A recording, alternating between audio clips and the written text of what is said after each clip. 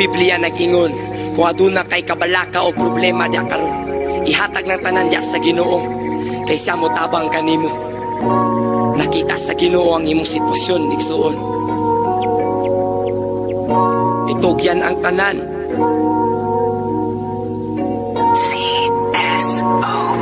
Igsuon ko, itugyan ang tanan diha sa Ginoo, kay ang gugma niya dako kaayo. Usaduol diha kang Jesucristo, igsuon ko.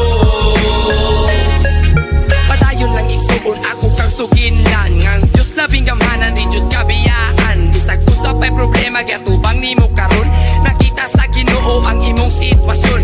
Ayaw kaluya, ako ang igsuon, imo nang makaya magmalikon. Bisag sa imong kaagi di nakakasabot, sa ligi ang Ginoo bisag grabe kagubot. Usa igsuon kaniya mo salig sa mga problema, kaniya mo sandig. Padayon lang igsuon sa imuhang kinabuhi, sa iyang mga saad ayaw jud pagbuhi.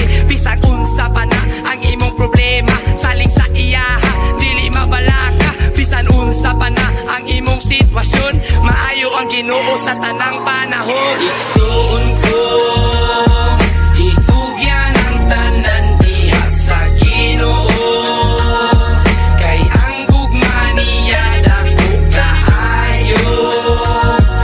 Usaduol diha kang Jesucristo, igsuon ko.